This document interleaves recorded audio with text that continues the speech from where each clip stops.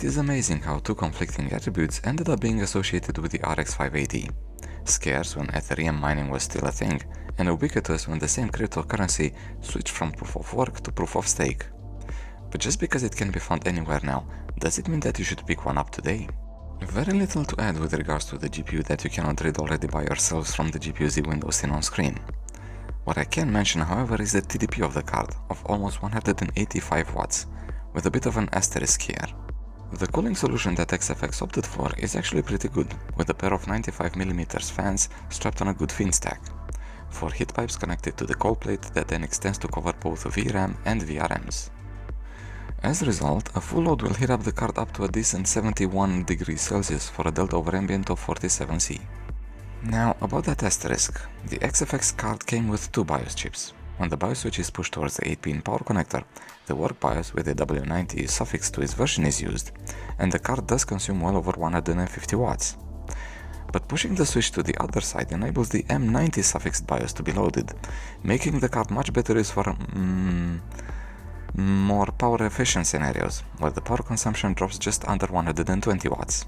The test system used to get a feeling of how the card behaves in games uses a Ryzen 5 3600 with 32GB of DDR4 in dual channel running at 3000 MHz, making this an all AMD PC. Marvel Rivals is playable at 1080 resolution and lower settings. The average FPS is in the middle 60s and the 1% lows manages to reach 60. 720 resolution increases those numbers to 106 and 80 respectively. Resolution scalers can then get you a good middle ground. Cyberpunk 2077 ran at 1080 resolution and high settings with FSR disabled, and the RX 580 averaged in the mid-30s and got the 1% lows in the high 20s. Now, I can't stomach 28 FPS for the 1% lows, but I understand wanting to get more for that metric. 1080 medium without FSR will get that average in the high 50s, and the 1% lows in the mid-40s should deliver. There is also a middle ground there. 1080 resolution and stock high settings, that means with FSR 2.1 set to quality, will have the card averaging 49 FPS and gets the 1% lows at 40. The finals ran CPU bound at low settings, but you know that if you watch the Ryzen 5 3600 processor review. Anyway, the numbers seen on screen right now point out that the game is perfectly playable on the RX 580, with the average FPS above 100 and the 1% lows above 80. I found the performance in Robocop to be a bit weird. Getting the 1% lows above 30 is not possible at 1080 medium settings. Now, I'm fine with 27, but for everybody who is not, then lower settings will have to do.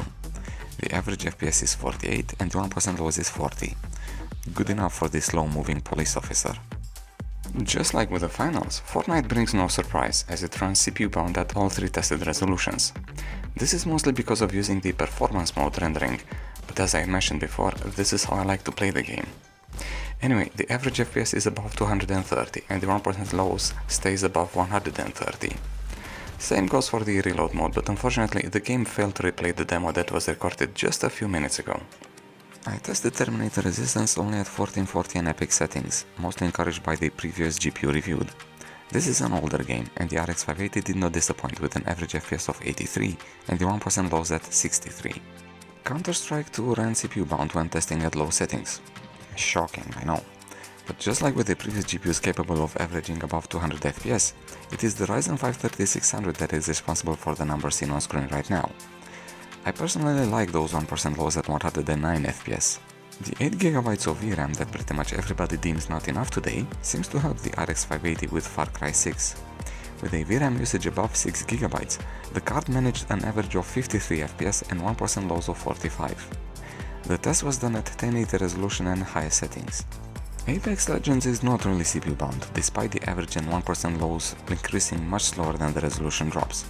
Especially at 1600 by 900 and 720 resolution, the card hits the 300 FPS frame cap, and that ends up artificially leveling the numbers. And speaking of numbers, the average range is between 173 and 238, while the 1% lows go from 126 to 171.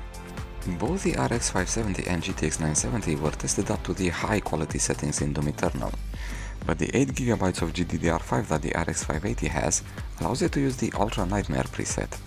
And at 1080 resolution, the card averaged 99 FPS and got a 1% lows of 71. This should be fine for this game.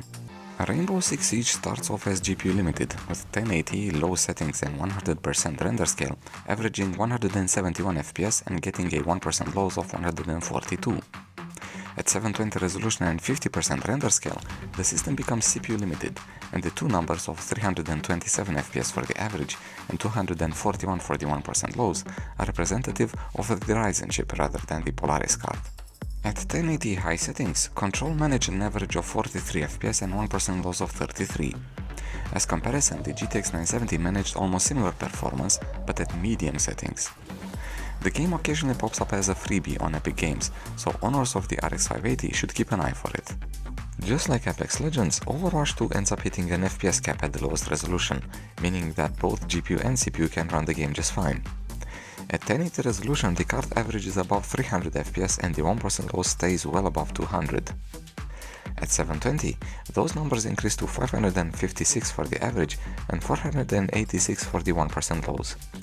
It won't be the hardware that will prevent you from winning. Balanced preset and 1080 resolution will allow you to play Resident Evil 4 just fine, with the average FPS in the mid-50s and the 1% lows at 31.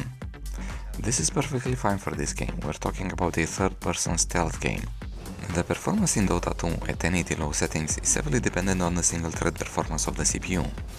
You'll see these numbers of 137 FPS average and 74 FPS for the 1% lows, with a lot of the GPUs that will be tested with the Ryzen 5 3600 test system. Shadow of the Tomb Raider shows a slight improvement for the 1% lows when using the DirectX 12 API, compared to the DirectX 11 version. The game was tested at 1440 resolution and high settings, and while the averages were almost the same in the low 40s, the 1% lows and 0.1% lows were a bit better on the newer rendering API. In both cases, the RX 580 will play the game just fine. I ran only one quality preset and resolution while testing Borderlands 3. 1080 Badass has the RX 580 averaging 38 FPS, while the 1% low stayed above 30. This is perfectly fine, and the good news is that you can always drop to ultra settings if you need to eke just a few more FPS. With mining no longer being a thing for Ethereum, the RX 580 is quite easy to find on the used parts market. Its price, however, fluctuates quite a bit, from lows of 50 USD to highs of double than that.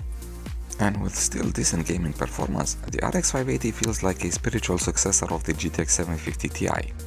Granted, it doesn't sip on power but rather chugs it. Then again, the flagship GPUs of today consume the power that would be used by an entire PC back then. But the 750 Ti will get its turn later. As for the RX 580, we're done. Thanks for watching, I hope you liked it, and I'll see you for the next one.